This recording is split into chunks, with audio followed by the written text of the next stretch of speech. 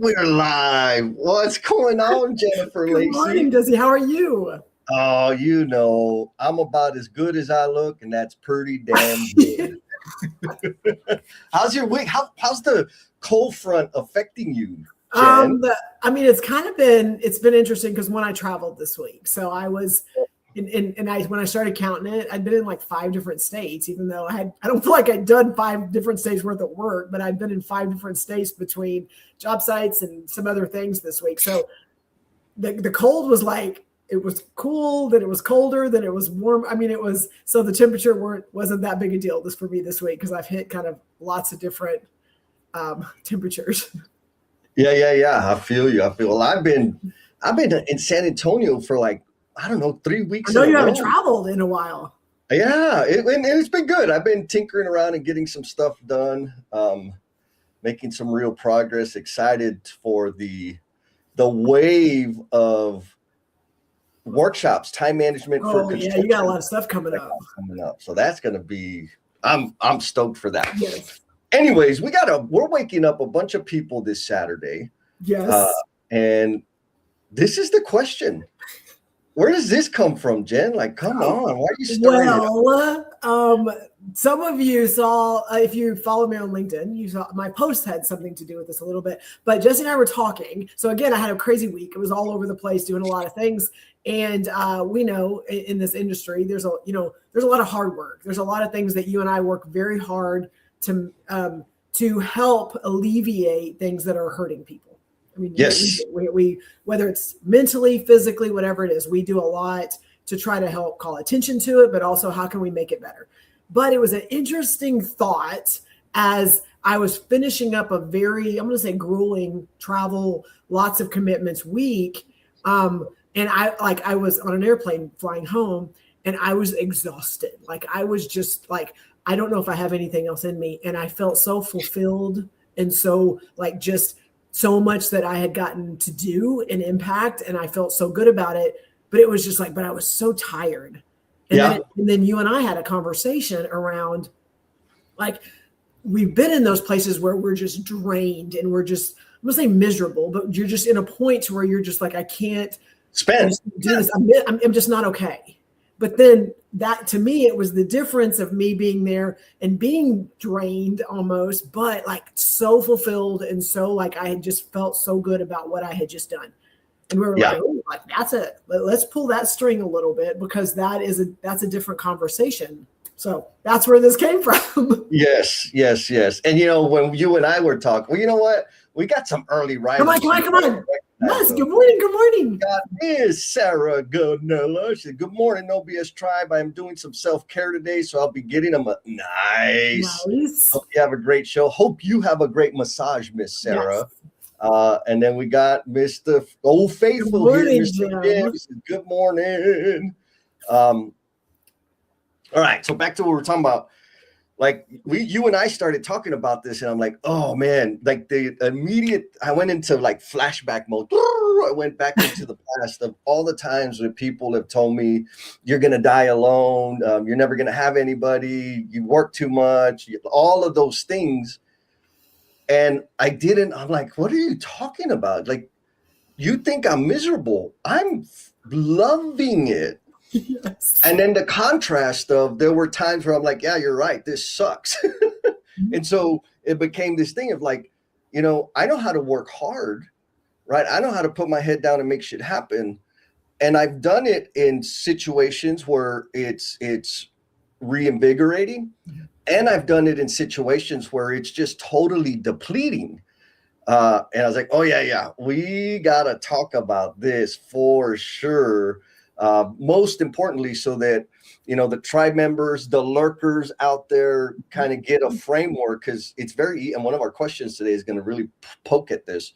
It's very easy to confuse that really negative situation with something noble.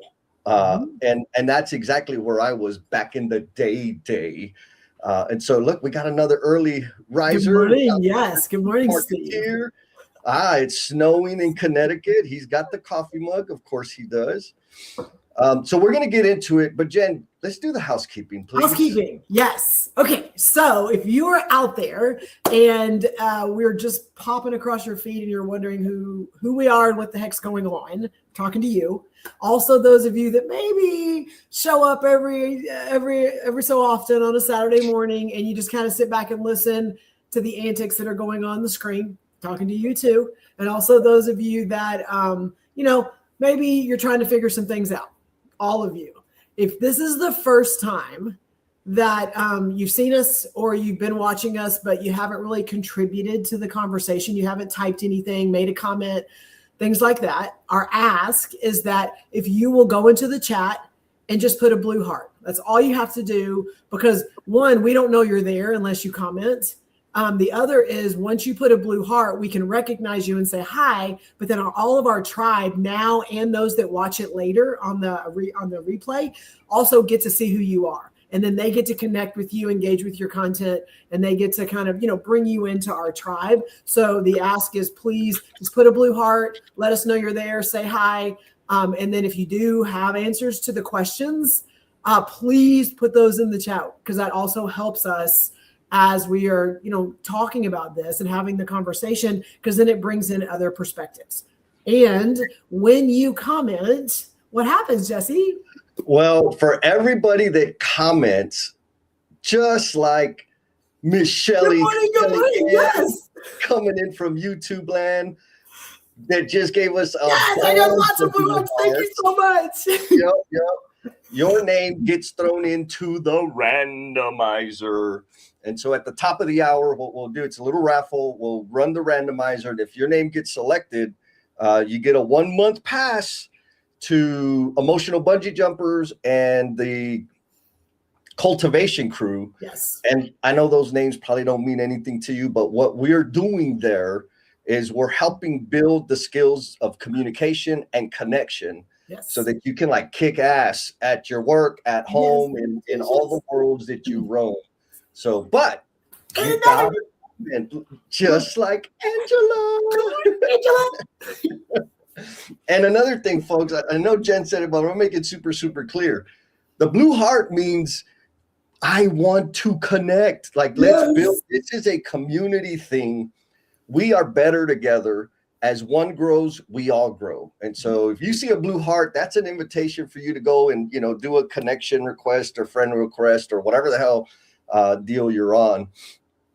And so, all right. So we got it. We got Miss Shelley. We're going to have some fun. I know, right? Yes, absolutely. So should we just start with the first question? Just throw them in, Jesse, because sometimes we tiptoe, we dip the toe in. I think today we're just going to throw them in the water and they're going to have to figure out how to not drown, and we're going to help them. Let's do it. All right. So here's the first question, folks. So this is for you guys out there in the Omniverse. Jen and I are going to talk about it, but we want to know, how do you distinguish between hard work that fuels you and hard work that drains you, that makes your energy battery go right? How do you distinguish? What's the difference? How do you look at it? What are the contributing factors? All of those things. What is it? Jen, do you have an example to help out? Well, I'm going to say the easy one for me is when I finish, am I just so ready to get done? Am I ready to just get it out of my head, walk away from it, leave it there? It's almost like the image of, some of you've seen it, where there's everything's blowing up in the background and you're just kind of walking away from it. Okay, I'm done with it. Okay. That to me is it didn't do anything but just check a box versus I'm excited for what's next, or I'm excited to get up in the morning. And usually my commitments are not a 1 day, one decision commitment. So it's usually a project or something like that. And when I'm up in the morning, knowing it's going to be a tough day, it's going to be a hard day, I got a lot on my plate. I may not even be able to make all my phone calls because I got this, and this. Let's go. When I feel that, and again, I feel that a lot, those of you that are around me, then it's where I'm supposed to be. It's the work I'm supposed to be doing. And it's filling me and energizing me to be able to keep going, even if I'm going to be tired. I like that. So general, the experience, right? The feeling, the sensation it gives you is, man, do I like it? Miss Linda. Welcome, Linda. Hello, Linda. Is Linda Blue Heart or not? I think Linda's a Blue Heart. I don't know. Maybe. Okay, maybe I don't know. not. Linda, if it's your first time typing, please put Blue Heart, but welcome. Yes. She says, do I get to or do I have to? Which I think I love that because that's a super simple framework. Yes versus, oh God, why response. Yeah. And I'm going to add to that because I know for me, like, a lot of this stuff is really, my mindset makes a huge difference about things.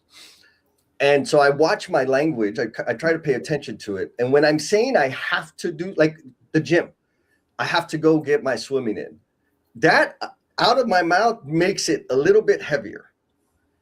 I get to go makes it a little bit lighter.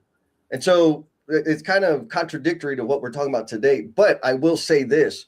I know that when I change my perspective to I get to, it makes the stinky thing a little less stinky, right? So that I can at least get it done.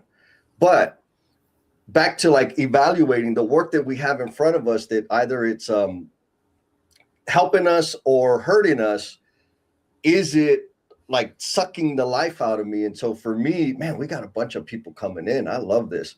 For me, it really is hard work that fuels me. The easiest way I can put that in a bucket is when I'm serving people, when I'm serving others, doing things to help make their day better, whatever that is.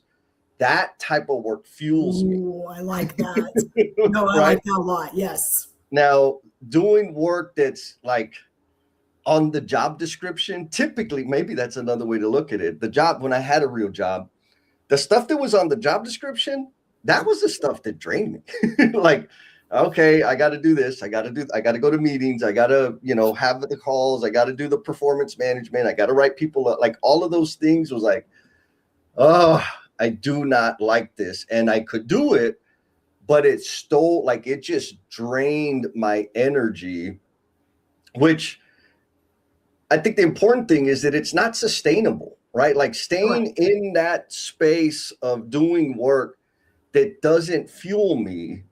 It was like a never ending trap. Does that make sense?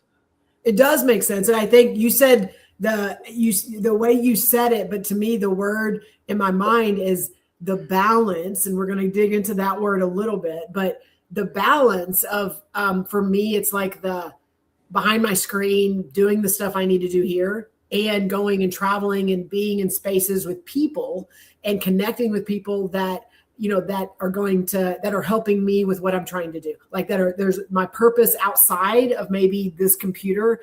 For me, that the balance is there. It's that if I have a 2 or 3 weeks where I'm just doing this, that's when I start feeling heavy and I start feeling like, okay, my purpose and what am I doing? And am I impacting the things that I'm supposed to impact? And so for me, I found when I have the balance, I don't feel that way in front of the screen because I'm getting the balance of the interaction with the people and being able to kind of touch and feel and see things that are happening out there. So that's, even though balance, I know for us is a weird word, but that's to me where I feel it. Yeah, we'll get into the balance idea, but what I heard you say sounds the way I can reconcile that in my head is the mix. Yes. You got to have a mix of high contact, human contact, and then, the digital world that we that work has turned into for a lot of us. Oh my God. Okay. So first we got Mr. Denver back again. Denver. How you doing, brother? And then we got this troublemaker, Miss Cindy. Hello. She says hashtag let's connect. So you already know, go connect with Cindy. And then we got Linda saying, I'm in, but what is this Blue Heart thing? I love you, Linda. Thank you. Blue Heart is just that you're new to the group, and it lets everyone know that you're new, so they can connect with you. So it's no big commitment. So don't worry about it. But the bungee jumping stuff, we'll talk about later. That is so awesome. I love it. And thank you for the question, Linda. It's super, super helpful. We also got Milo Franco coming in from YouTube. Says good morning. Is it Mr. Milo? I think so. I think it is. Yes. That's the thing I don't like about YouTube is like can't see that, but it's fine. Yes. And then Steve Martin, I think this is another nice little framework, right? If it's on hashtag trajectory towards better, it fuels my soul. Ooh, I like that. Yeah.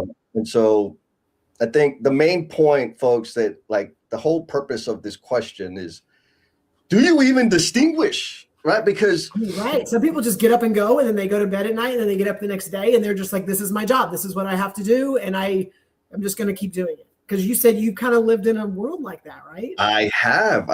And it was before I had these beautiful that Josh Young is calling out. I'm coming to get her, Josh. I'm coming to get her with the long hair. But I think that takes us to our next question. What do you think? Okay. Let's see.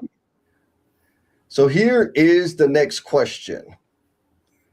Have you confused emptiness with loyalty and commitment?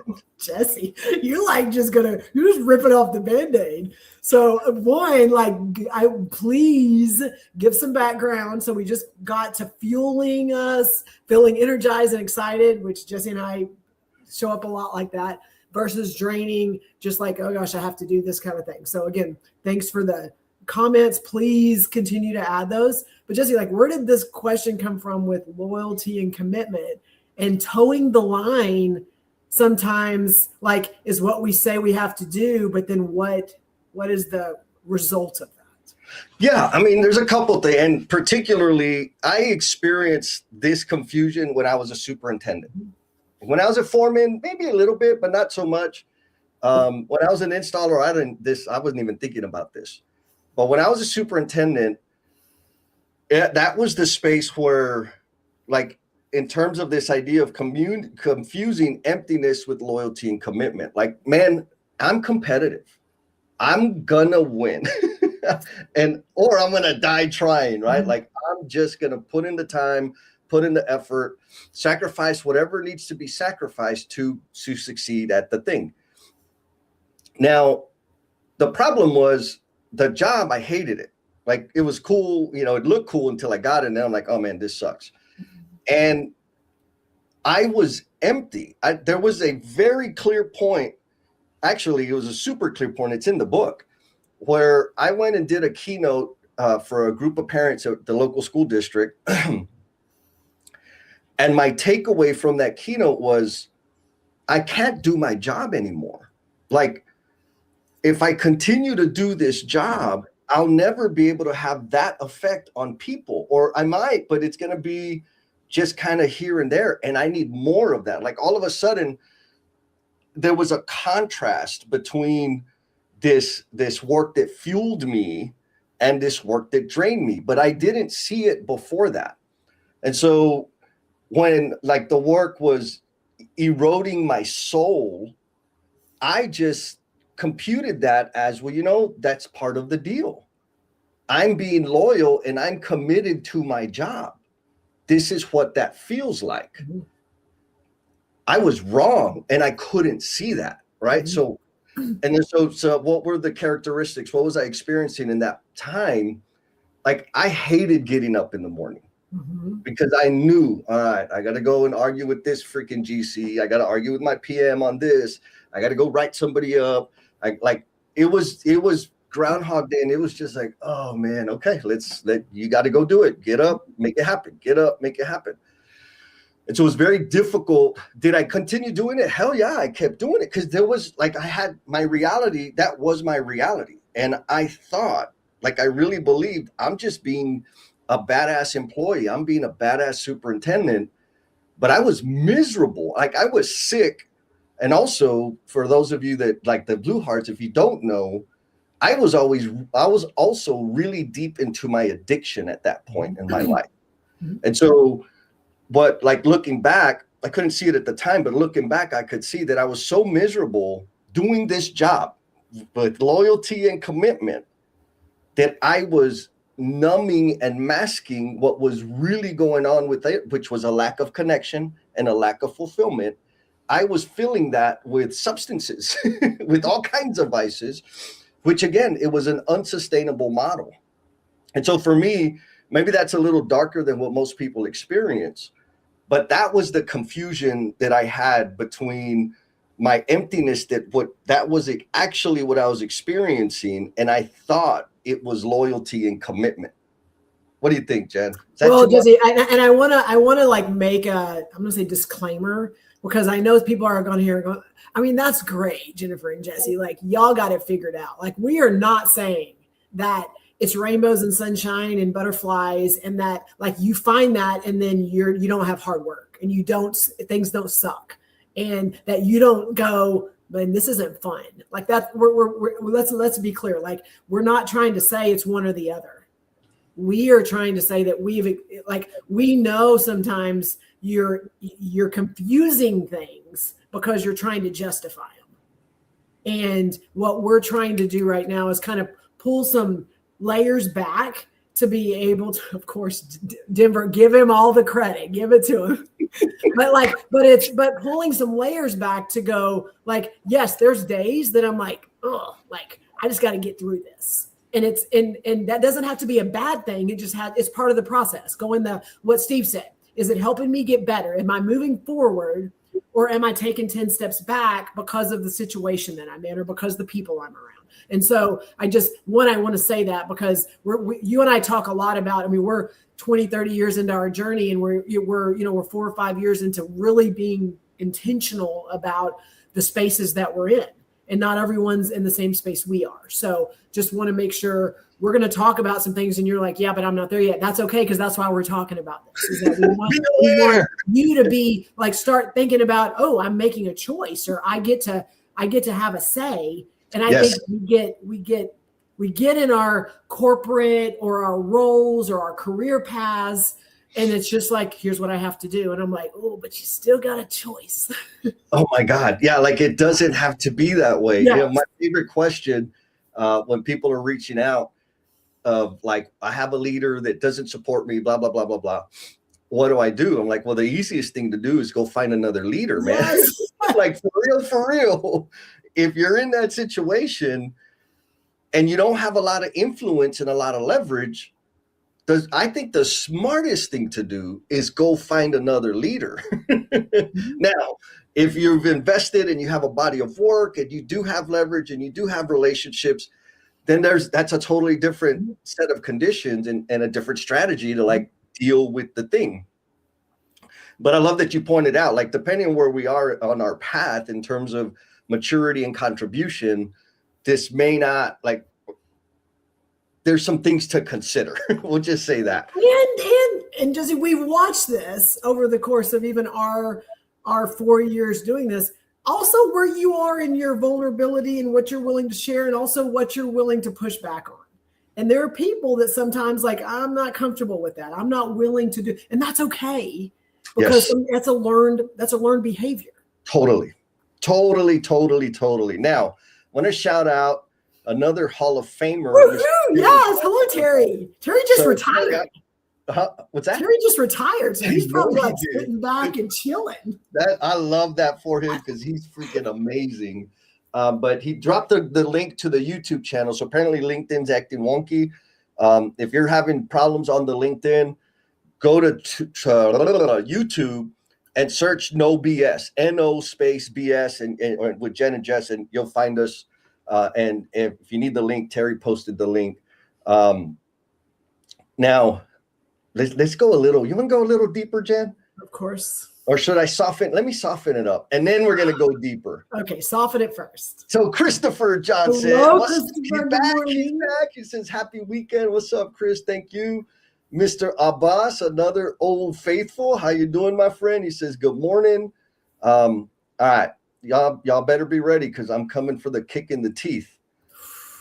And this one comes from Linda.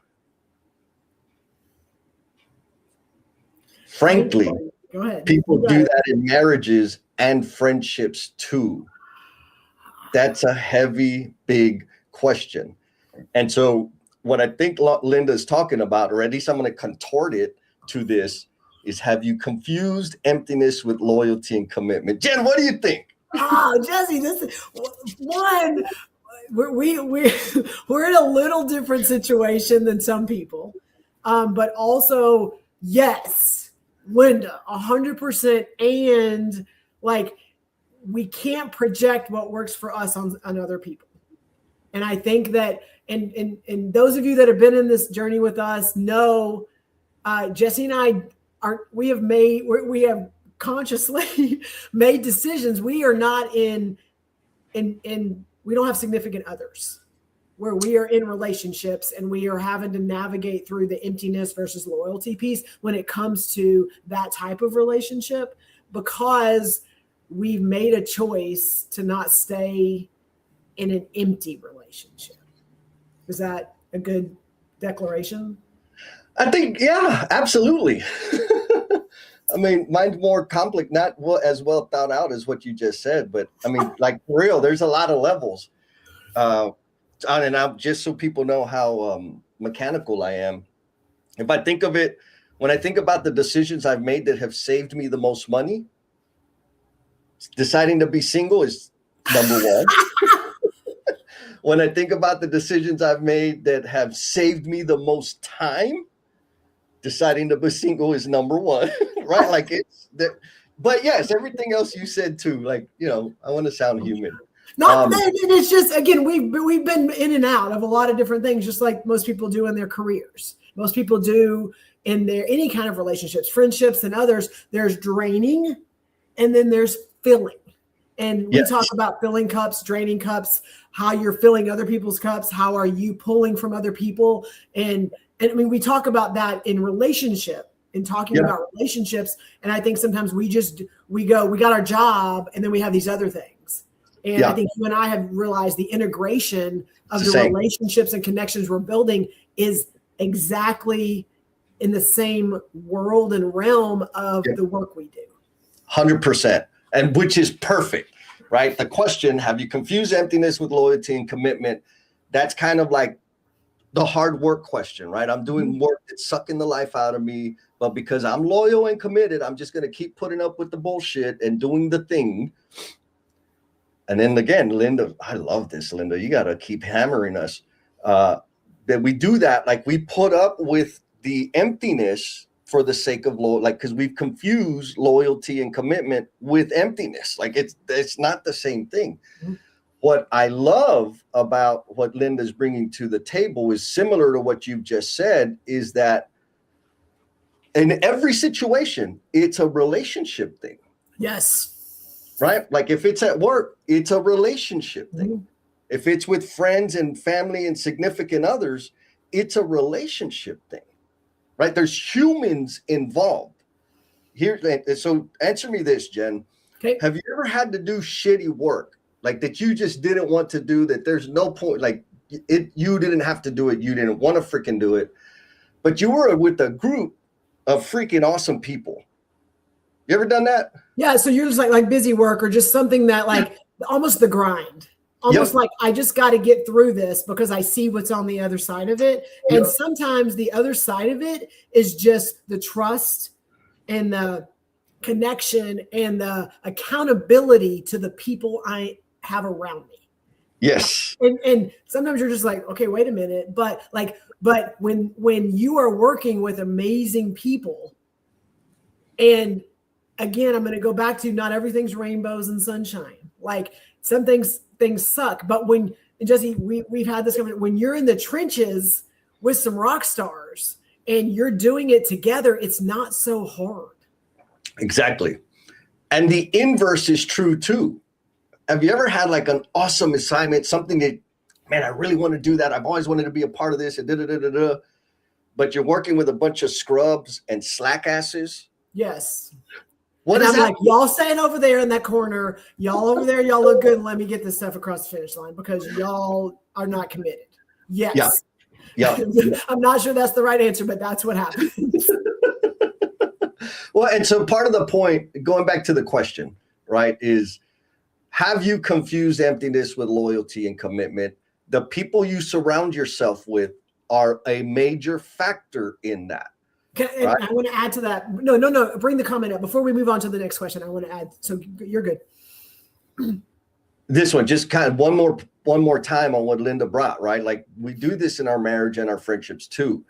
Are we over investing in this loyalty and commitment thing at our own cost, at the cost of our joy and our ability to serve others?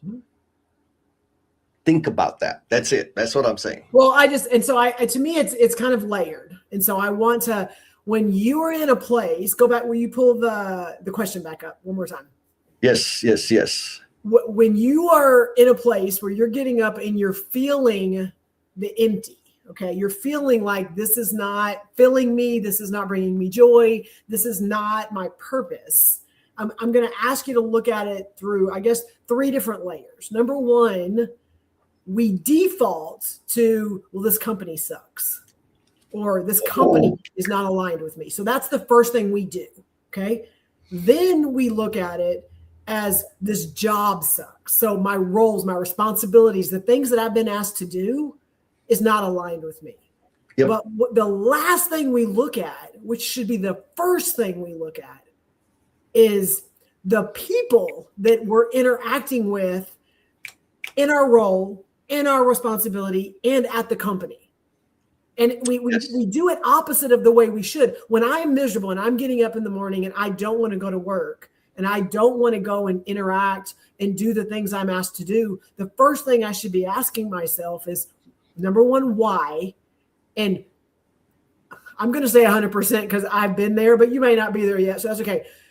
Number one, the first thing will pop in your head. It's not that I have to sit in front of my computer and I have to get this deliverable done. It's either the expectation of the person I'm reporting to. It's either the team that I'm working with. Okay. Or it's the people around me that are either doing the hard work or not doing the hard work. But whatever it is, it's going to come down to most of the time a person, maybe even a group of people. So, you may go through all 3 layers. The person, this person I'm not aligned with either their expectations of me or what I thought this was. Then the roles and the responsibilities, then the company. And when you do it that way, sometimes it doesn't become this company is the reason or this role is the reason. And yep. I'm not saying that you're all of a sudden going to know exactly what you need to fix, but if it's a person or, something that has to do with another individual, then you get to make a choice. Yes. Sometimes you don't get to make a choice and rewrite the job description. You don't get to change the hierarchy and the structure of an organization and the leadership. You don't get to do all that. But when it becomes a person, then it comes down to a lot of the things that you and I teach and we coach the skills of, then it becomes that interaction between you and another human being. Well, and I'm going to go a little deeper. Do it. Because what I'm hearing you talk about, and I 100% support, is freaking taking ownership of the situation. Yes. Right? Like, if I blame the company, what is that? I'm going to have a conversation with their EIN number? Right.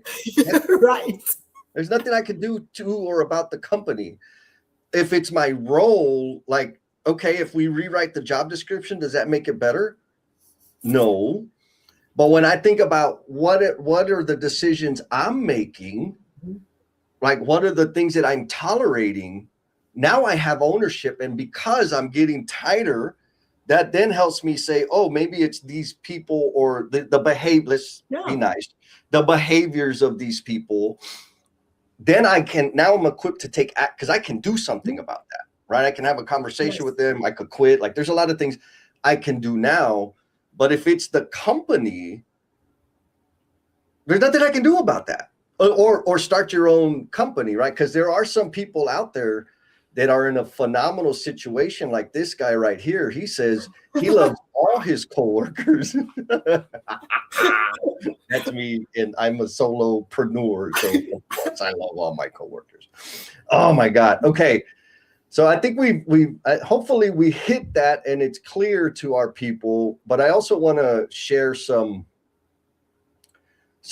cheat codes, right? Some things to think about. And again, this comes from the tribe. Mr. Proffer says, investigate the EOS, delegate, elevate tool. Yep. Doing draining work is bad for business. So, and this is going to be perfect for the next question. So we're going to come back to that one, Terry. Mr. Milo says, to me, it's about living out one's vocation, right? And I think that there's I think that's a dense and meaningful statement, right? Living out one's vocation. Don't you have a book about that? I think I do. Something about becoming the promise you're intended to be. And you mentioned earlier, you mentioned purpose, right? What's our purpose? What is your purpose? And like straight up, you mentioned the book. That book is the story of me figuring out what my vocation was, or reconciling and coming to terms, discovering how I best serve others. Now, the timeline of that book is over like 15, maybe, I think it's at least 15 years of my life. I didn't write everything down, so there's no evidence. Don't worry, people. But it's just the big, gigantic milestones that got me to where I am today in terms of my thinking and my way of operating. And so living out my vocation, I was not doing that when I was in that superintendent role, right? I was doing a job and I was good at it, or at least I thought I was. Anyways, but it was not having the impact on the world that I'm having today. And it was not giving me the joy that I have today. And so figuring that out in that book, that's there's the story behind that, an idea to share that. But Milo said it, man. It's like, to me, it's about living out one's vocation. So how do you do that? First, figure out what the hell that is. Sometimes it's hard to do in ourselves. Like Jesse, sometimes we find that out by having conversations with other people and by really listening and paying attention to. I had a conversation yesterday. It was interesting, with someone that was like, we're planning for an event, okay, and she's just and she made the comment like, I was talking to a different group of people. And they were like, oh, maybe we can just have Jennifer come in and she can help with blah, blah, blah. And this individual was asking me like, Jennifer, why do they do that? And because like, you're not the answer, you're not the button that like, they just need you in the room and everything's better. And so we were talking about it. And then she says, I think in their minds, it's your energy that's in the room. She goes, but it's really because you know how to talk to people.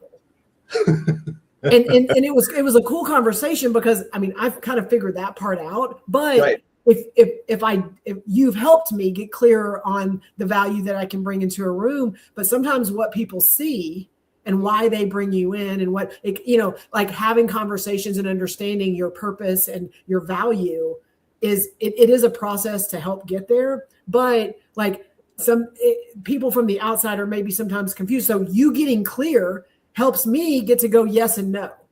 Yes, I'm happy to help you, or no, that is not helping me fulfill my purpose. But sometimes to get clear helps us then kind of eliminate some of the things that are pulling us in the wrong direction, that drain us. Yeah, and I think something super important there is it's easy to kind of get enamored with what people want from you, because to be wanted is so, I mean, that's why I have so much joy, because of how many people want me. But to be wanted is, I mean, there's significance, right? It's one of the core things that we need. Do I want to feel significant? And so I'm going to go back to my time as a superintendent. I was good at planning. And because I was good at planning, I was good at fighting, I was good at pushing, I was good at those things. And that's what the job got from me. Mm-hmm. And I got recognized for that. Mm-hmm. And so I was distracted by the things I was good at, and people wanting more of that, rewarding, like the reward loop that it gave me, money, promotions, blah, blah, blah, status. Like it gave me some stuff, but it was not giving me the fulfillment. Mm-hmm. And so we get confused by people wanting us and wanting the things that we're good at. And so what I had to figure out was, okay, I'm good at that, but I love teaching people how to plan. I love teaching people how to communicate, how to have the hard discussions with themselves and with other people. And when I finally saw the difference between what I was good at and what I loved, then I had to kind of reinforcing what you've touched on a couple of times. It's not like that moment I made a total transition in my life. From that moment, though, it freaking clear as day in my head, like, oh shit, I got to live different. Mm-hmm. And then it was another 10 or 15 years, maybe 20 now, to get to where I am today. So it doesn't happen overnight. It took a lot of different things because the situations I was in, I still had to do the job because of how much I was earning and how much I was spending. Like there was a lot of, messiness around it that we all experience. But the main point I want to say, and you help bring it up, is there is a difference between what you're good at and what people like from you versus what brings you fulfillment, what fuels you, and trying to figure out or delineate, I think is going to help people. And will you bring the last question up just so we can kind of put a bow on this and move on to the next question? Is when you get pulled in, and if you're trying to still figure out your purpose, or you're wanting to say yes to things because you know it will bring value to others, okay? When you get done with whatever that yes was, how do you feel? Mm-hmm. Like when you're saying yes to things because this is where I'm supposed to be, this is what I'm supposed to do. At the end, okay, you can document it, you can do whatever. Like just do a quick. You're leaving the room, you're leaving it, you're at home at night. How do you feel? Do you feel like, heck yeah, I just did this, or you're just like, ugh, like hopefully I don't have to do that again for a while. Like do a self-assessment and again, we have to do tough things sometimes. We have to work hard. Sometimes it's not fun, but are you having more of those days on just whatever those are, or is it like, heck yeah, let me do that again? What is this? I feel like I connected with somebody. I made a difference. Somebody had an aha moment. When I leave and I'm at home at night thinking about what I just did today, and I saw light bulbs go off, and I saw eyes that it got bigger, and people said things that they wouldn't normally say. Like, that is my purpose. That is what I'm supposed to be doing. And if I can see it and I can reflect on it, then I need to keep doing that. Yep. Well said, Jen. Well said.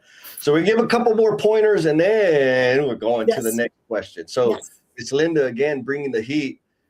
This is a good way to this is really good. The question we use around here is this purpose or punishment? 2 a.m. can be purpose or beating myself up, right? And so are you beating yourself up about whatever? There's something to examine there, right? Mm-hmm. If you're like 2 a.m., like, shit, man, like, oh, I'm excited. I got to do. Like, okay. So I think an important thing there is, and where this whole question comes from, is I'm obsessive. And I think, all my exes say you work all the time. And I'm like, no, I don't work all the time. Like, technically, here's my timesheet. Here's how many hours I get paid. Like, I could prove I don't work all the time. And I was right, like, correct. But I thought about work all the time. Yeah. Like, that's all I thought about. And that was the problem back then. Now, I still obsess about, my work, to use Milo's term, my vocation in life. I obsess about that incessantly. But I'm not neglecting everything around me like I used to, including myself. And I think for me, that is the most important thing, because I also know I'm not like normal people, like healthy people, in that I, spend time with family all the time or whatever. Like, I don't, it doesn't occur to me. A friend of mine, she actually did a timeline. She tested me to see how frequently I reach out. And she's like, Jesse, you have like a 4 to 6 week cycle between the times you reach out to me. And I know I don't. And she says, yeah. And she showed me. I was like, man, that feels like a long time. She's like, I know, I'm on the receiving end. And I'm like, she said, does it feel like 4 to 6 weeks? Do you plan it there? I was like, no, it feels like 2 or 3 days to me. She's like, oh no, brother. My point in saying that is I have been able to increase the frequency because of where I am now. Now, I made very dramatic steps in my life, like to design the life that I'm living right now. It wasn't by accident. It took a lot of work. And so this brings us. Okay, wait, don't bring the question up yet. Because I want to add really quick to what you just said is, Jesse, when we're able, with purpose, with passion, with whatever it is we're doing in our work, it creates space for us to not have to live in the workspace, not at work. So like if I'm getting to do the things I want to do and my purpose and my passion and the things that fill me when I'm at work, then I can go and be somewhere else and not feel like, I got to go do this, or I need to hurry up and get this done because I need to get back to this. I feel like when you're feeling that way, it's because you're not getting what you need in the time that you're getting paid, the time that you're, the vocation piece of it, you're not getting it. If it is carrying over into everything outside of work. Yes. Okay. I'm going to move on because I'll keep going too deep. And so again, I want to like some cheat codes, right? We're talking about like what it feels like, but okay, what the hell do we do? Another pointer here, Mr. Terry says, investigate the EOS, Entrepreneurial Operating System. There's a book, Traction and all. It's good stuff. The delegate, elevate tool. Doing draining work is bad for business. And so when it comes to the idea of business, and we're talking about making money, profitability, productivity, like all of those things, I think this opens the door to our next question. It does. Ooh. What responsibility do leaders have to eliminate empty work? And so, of course, I'm hope this is going to stir up the lurkers out there to like for real come on and leave their comment, leave their thought, because we're going to be doing the randomizer here in about 14 minutes or so. But for real, what responsibilities do leaders have to eliminate empty work? Because we know that it's going to impact business results. It's going to impact client relations. It's going to impact internal and external customers. It's going to impact freaking insurance if people are burnt out and miserable. Like it has real implications. And so, Jen, what do you think? What responsibility do leaders have to eliminate empty work? Oh, okay. So there's two words that in my mind when I think about this, I want to say them, and then I want to talk about agency and autonomy. So those are the words when I think about this question. Because number one, I'm going to look at it from both sides. And I'm going to start with, if I have a leader that has given me those things, he or she is also not stopping and starting my work. They are not getting in the way. They are not trying to drive what direction I'm going if they've given me autonomy and agency. And for me, having a leader like that allows me to figure things out and to get where I'm supposed to go. As a leader, sometimes we feel that we've got to direct our people. Now, again, please understand, I'm very hypothetical here, and these are not in every situation, but I think sometimes we forget that going back to what Terry said, if we've delegated it and we've given it to someone because of their role, their responsibility, or that, hey, they're going to figure it out. One of the most simple things that a leader has said to me, and I didn't realize that that's what they were doing, but when they said it, it literally like made me realize like, this is where I'm supposed to be. Is I was having a conversation with the person that I report to, and we were talking about different things. And he says, Jennifer, my job is to get out of your way. And for someone, if you know me, like I'm kind of like this, and it's not that he's not watching and paying attention and like, okay, is that a line? Like we have conversations, but it's not to stop my work and it's not to derail anything that I'm trying to do. But if he trusts that I can do the job, or he sees the direction, like I think to answer this question, sorry to bring it full circle, what responsibilities we have to eliminate empty work is, are you giving the people that you've delegated work to work that is not going to be better, to improve work, to move them along or move along the path or improve the process? Like if you're doing it just because that's what we've always done, or that I've got to feel like I have my hands on it.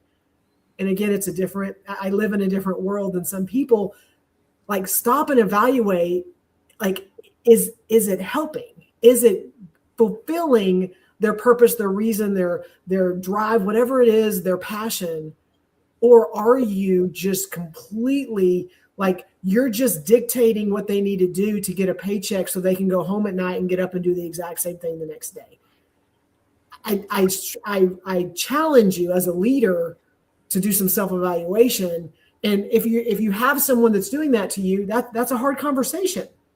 And how do you tackle that? How do you go in and go, man, I just need a little space to kind of figure this out? So there's a lot there. Sorry.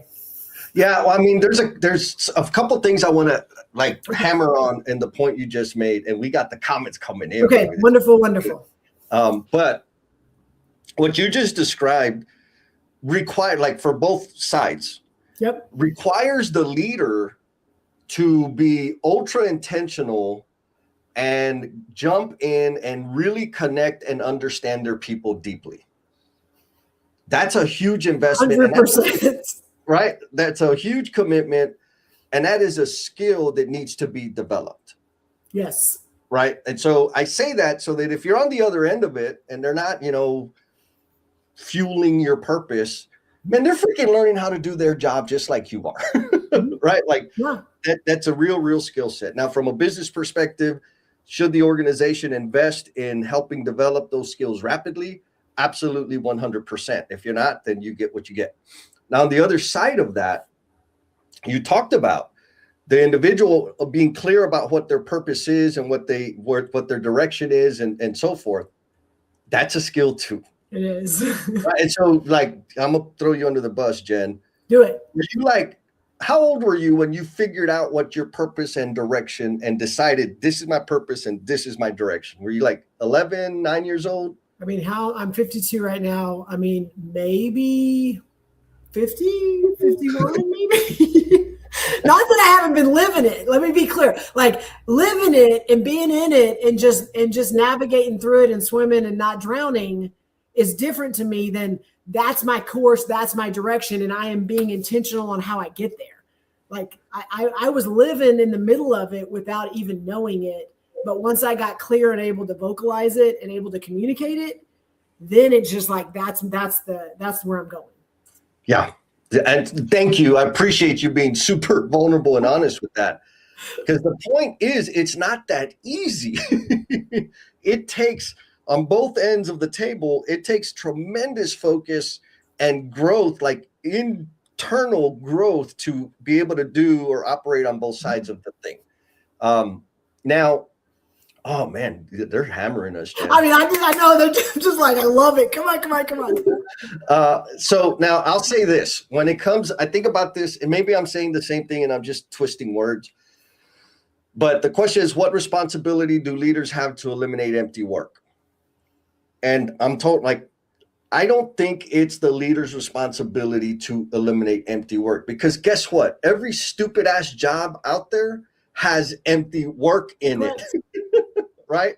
Unless you love all of your coworkers, like, where's that guy? Oh, he disappeared already. Then you're in a very rare situation. But there's always empty work. What is empty work, Desi? Will you define that for Yeah. I'll give some example. Okay. Timesheets, okay. Expense reports, right? Replying to emails. For necessary waste, maybe? Yeah, but I don't know that everybody understands that framework. Okay. Right? Like it's just the bullshit that has to be done. Okay. Right? Like I would love to live stream naked, but I got to put clothes on because and you have a co-host that will not allow you to do that. And we'll have too many followers, and we'll lose the connection with people. So I got to do it. It's not something that I necessarily I want to do. It's just the things that we got to do, right? The incidental things that have to be done. So to me, that qualifies as empty work, right? Now we could go deeper and, all get into it, but I want to just keep it simple. And so I don't know that it's necessary. Like, how can you eliminate that, right? Question number one. But I think it's more a question of not how do we eliminate empty work, but how do we design in meaningful work? Yes, that's a great point. Yes. I think that's the game. And I can't remember which book it is. I think it's like the 5 geniuses work. Oh yeah, I think somebody actually wrote it in the comment, but it's the 5 Working Geniuses by Patrick Lencioni. That's the one. Yes, somebody actually said it in the comments. Yes. Oh shit, we got gangsters on the call, and so that's the question: is how do we design meaningful work in? Because there is going to be empty work, because there is going to be, just the freaking all-nighters, right? Shutdowns, and that is going to happen. But how do we design in meaningful work as a leader, right? So that we can have provide a more meaningful experience for our people. It's not to say that 1,000% of the time everybody has to be totally fulfilled and enamored with their job and just growing like flowers. Like, this is real life. And I think this is a mistake that a lot of us make, because I know I've made it too, is, I'm a huge advocate for fulfillment. Mm-hmm. And I have designed my life so that I can spend as much time as possible doing things that fulfill me. Mm-hmm. That required for me to start my own business. And I think that's the issue, is a lot of us expect our job to provide us with fulfillment. And that is an unreal expectation. That's a bold statement, Jesse. What do you think, Jen? No, I completely agree. And I think that we look for it in it, which means we're looking for fulfillment in what other people can do and help us with. Yep. We don't look at ourselves enough. And so it's that statement in itself is, if you're looking for happiness outside of things that you have control of, you're not going to be happy. Yeah. It's the same. My job is not to make you happy, but if I make you happy, it's in your best interest to keep me around. Right? Like, it's that easy. Well, as a leader, and again, great comments, and I want to make sure we're bringing them, but as a leader, are you figuring out, if you're leading Jesse and I, and we're people that work with you, do you understand what Jesse needs? Do you understand what I need? Well, you can't do that if you don't know who we are. We don't have conversations. You haven't figured out this is what's important to me. Now, what's important to me may not be completely part of my roles and responsibility. But I'm going to tell you, 6 years ago, when I got the role that I have now, and I helped them write the roles and responsibilities. So I helped them create it 6 years ago. Now I'm going to say maybe 5% of that role, that job description is even relevant. and I helped them write it. So it's like, do we allow the evolution and what that looks like for people to be a part of their growth, or are we putting a round peg in a square hole? Like, that, to me, that's where the leaders can have some impact, and they can have some influence. And I think Linda even said, there was a comment over there that I feel there's a lot of comments. I know, but it was like, how, do we allow those things to happen throughout the process, or are we just plugging and playing? Are we just putting people in places and not realizing that, oh yeah, there's this human being over here that also has these passion projects or these things like that? And I think we, sometimes as leaders, forget that their job is not the only thing that matters to them. 100%. And I was one of those guys. Like, what do you mean you're going to go, your wife's having a kid? Like, you ain't doing nothing. Why you got to be there? Which, like, I've said that. Yes. Okay. Yes. All right, so we got some massive comments. Miss Carolina, what's going on? Hello, I think it's the blue heart, but I don't know. So go ahead. That's all right. She says, leaders must provide range, but at the same time, the more seasoned individual contributors who know what their passions are can co-create that. And you just said that, right? Like, co-create. I love that. Nice and concise. Co-create whatever the hell that is. For early career development, it is crucial that we provide projects that allow people to find that range, right? So a very tactical, very straightforward, this is what you can do as a leader to, like, minimize that empty work. Yes. But there's going to be empty work. So suck it up. Mr. Christopher Johnson, thank you, sir. He says a good leader can remove roadblocks and continue the strategy and mission. Amen. Right? Remove roadblocks, make green lights, put some fuel in the thing. And I think, one of the things that I've had the fortune of working with some freaking amazing leaders. Mm-hmm. And one of my leaders asked me, like, what do you want to do? And my answer was nothing related to the job. And he said, I told him, I said, what I see is me speaking to parents, students, and educators about careers in the trades nationally. It had nothing to do, it was kind of adjacent to the work that my responsibilities, but like not my job description. But what he did was like, well, how do you do that? I was like, I don't know. And so it was a conversation of which ended up becoming a podcast and, different things. And that happened. And so the fact that he was interested in something that I cared about deeply and just showed interest in it, massive, massive impact. There it is. Mr. Milo says, yeah, the Patrick Lencioni talks extensively about this, the 5 types of working genius. Again, designing that in, and that book talks about the red thread and making sure people are actually quantifies the amount of time people that in the best interest of the company for people to spend in their local, their genius. It doesn't have to be 100%. It's a small number, relatively speaking. Yeah, what drains you, what fills you, and are you putting people in places that fill them versus people that they get drained? Okay. I don't know. What do we do another? Okay, here Chris is stirring it up. So I'm going to put this question up because Christopher's making me do it. And then we're going to do the randomizer. Yes. It is randomizer time. Okay. I think this is it's a variation, but I think it's an important question. How can we make the empty work tie back to our purposeful work time? I think that's a really valuable good question or thinking exercise because we're going to have the empty work, right? Now, ideally, I'm going to say empty work is not as offensive or invasive as life-sucking work, but it's still there.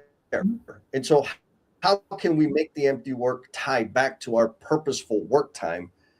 That's a phenomenal question. That's a tough one. I have a couple of examples, and we can answer it after the randomizer. Okay. So it is randomizer time. If you made comments throughout today's conversation, and we got 21 people that did, let's see. Who do you think is going to win, Jen? Did you rig it again this time? I didn't, but I have an idea in my head. I'm going to see if my. Oh, here we go. Is going to make it happen. And I want to remind you guys, whoever gets selected is going to get a 1-month pass to the cultivation crew and emotional bungee. Yes, my favorite employee won. Okay, draw again. Let's go. Come on. Okay, darn it, we're gonna draw again. I never get to win anything. One more time, y'all. It's because I made a comment earlier and it came through. Who's it? Who? Oh, Miss Angela. Oh, that is so awesome. Miss Angela, you are the winner of the randomizer. So I will be hitting you up with some calendar invites so that you can come hang out with the cultivation crew and the emotional bungee jumpers. And I also need to add, folks, there's more than one way to get access to that experience. You can sign up and be a part of the community. It is a paid community, but it is super ultra awesome. And I'll just give you a heads up. Most of the people that come and love it never leave. Right. And the people that don't love it, they never come back for a second one. So it's like, you're going to love it or you're not. Period. All right, Jen. So you had something before I do. I have a couple, and it was going to be part of my wrap, but I think I can still weave in with some other stuff. So will you pull the question back up? Yeah. The last question, right? Yes. The one that Chris posed. Yeah. Yes. Yep. So there's a couple of things that, one, in my world, it's necessary waste. So waste is obviously things that we can get rid of. And we get them, like just unnecessary waste, we get them out of the way so that people can do their jobs better. Necessary waste are things that kind of have to happen for us to still be able to do our jobs, but they're not our most happiest places. And so I call them necessary waste. And what two things that I have done that have helped people not so much hate it, but like understand how it's part of the process, which goes back to his question, is a value stream map. And so what that is get a room, we have a process, and the process is broken. The process sucks. People don't like the process. So we're going to, as a group, we're going to walk through every step of this process. And you're going to get all the, a good mix of people that have to touch the process. And we're just going to break it down a little bit at a time. And once you can visualize that on a board, on stickies, whatever you use, okay, and you have different people contributing to it because they don't do the whole process, they do pieces, then the conversations start happening on, yes, and this has to happen for this to happen. And then they start kind of seeing the mix of, okay, well, that makes sense that if we don't do this, then it hurts something downstream. And so when people can start understanding, yes, it may in their mind be empty work because it's something that doesn't impact them directly, but then they can start seeing how it may not be empty work for another person. Another person, the person over payroll that pays us, like the time cards are critical for them to be able to do their job. So to me, when you can visualize a process and start letting other people see how empty work in one spot may not be completely empty, for another person's job, they start seeing the value of it. So there's that piece. The other one is, and I'm going to challenge everyone that if you're a leader or if you have people that you work with and you're trying to tie back kind of that empty work or things that maybe have to happen, but people are not happy about it, I'd ask them, I would say, I wouldn't just start the conversation with them is, what do you love about your job? What do you hate about your job? What's the thing that just drives you crazy? And what do you want to learn more about?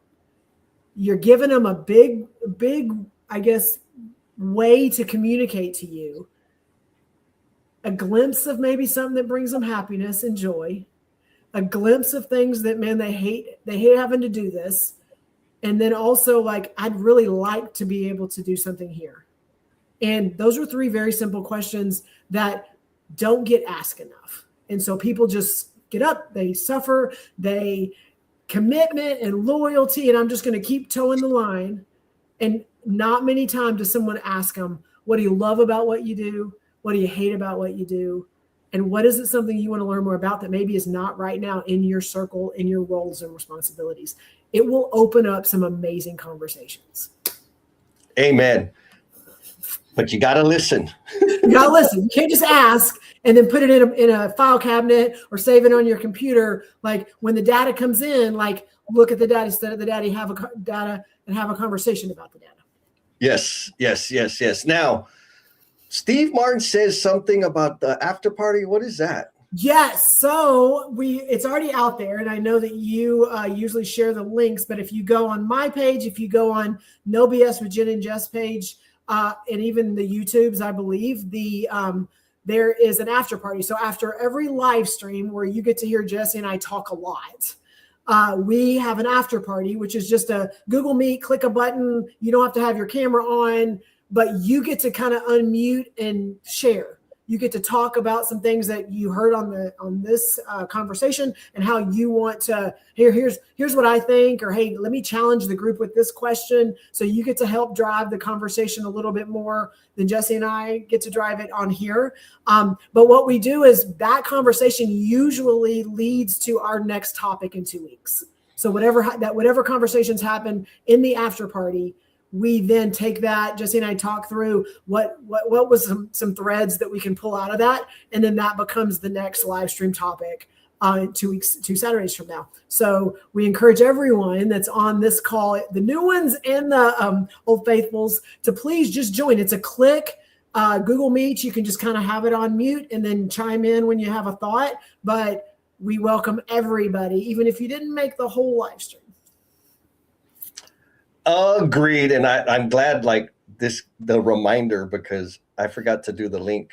I'm doing the link now for the after party call, and it will be good. We may even dive into the question, this idea about balance, but we ain't got enough time today, and I'm okay with that. Yes. But there are, oh man, look, we got a bunch more. Oh, that's me, the stupid Jess. There's a few other points here, and I think I'm just going to close. Okay. With 2 points, right? The uncommon communicator says, maybe I'm a little messed up, but empty work can be done with fulfillment when being performed in the right environment or culture. What do you think, Jen? I mean, you know where I live and what I try to do to make that environment and culture the best it can be, to value the human beings that are in it. So I agree that sometimes it's a yes, and we're going to make it the best we can because we still have to do it. Yeah. Go ahead. No, you're good. And so what I want to kind of takes us back to the whole big picture, right? Is a lot of us are very, very committed to the people that we serve, that had that, and the venue for that to occur is in our job. Mm-hmm. And so externally, people will confuse that and say, oh my God, you just do too, but you don't understand. I'm getting fulfillment. Now, here's the thing, for the outside eye, it looks the same. When I was miserable and working my ass off and obsessing about worried about all the problems and whatever, or I was stuck in, I love this word, administrivia, like doing bullshit, because that's what we're supposed to do. That's what gets you the promotion, like blah, blah, blah. And miserable, I was still working enormous hours. I was still obsessed. But internally, what I was feeling was entirely different. But to the outside eye, it looks the same. And so back to what James said, it like for real, depending on the environment that you're in, like we said this already, if you're in a situation where you're drained and exhausted and just dread going back to work the next day, the easy button is find a better leader. I mean, and here's the beautiful thing, like specifically in construction, that used to be extremely difficult.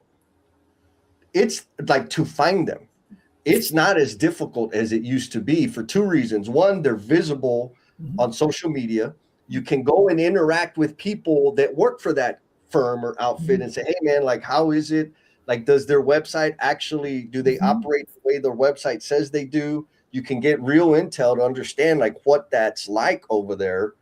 And they're super accessible, super visible. And there's a growing number of people-centered, people-focused leaders that are actually designing the work to better serve the people, designing the employee's experience. And so if you're in the misery state, you ever seen the movie Misery with Kathy Bates? Yes. Oh, I love this movie. Ultimate. So if you're in the misery, chained to the bed with the blocks between your ankles, and she's got that sledgehammer, and you're hoping she doesn't swing, don't hope, man. Start hunting, start looking around, start interacting with people, because you don't have to be there. I know it's easy for me to say that. And believe me, I know how difficult it is to leave a place. But what's more important is that you land in a fertile environment, in an environment that is going to nurture your soul, so much so that the empty work is not that big a deal, right? So much so, or they've taken tactical measures to, like you said, to map the value stream and help everybody understand the connectivity between the things and the necessary. And more importantly, they stay focused on the intended outcome. Yes. Who are we trying to serve? What problem are we trying to solve? What does winning look like? And continuing down that path, you'll have a different life. Am I lying, Jen? Nope, I think you're right. And I'm just going to circle back around to my points. If you're a leader, ask your people, What do they love about their job? What do they not like about their job? And what do they want to learn more about? If you're in a position to where you are maybe not asking people that, go into your performance evaluations with the answers to those questions and use that as part of the conversation. Yes. Yeah. Oh, and I'm going to do one more and then we're out. Okay, now, do it. The music ready? And so if you're doing this and you're worried that it's going to rub your bosses the wrong way, tell them Jesse said. That'll get it. You'll get it over. All right, Jen, you got the music? Ready. All right.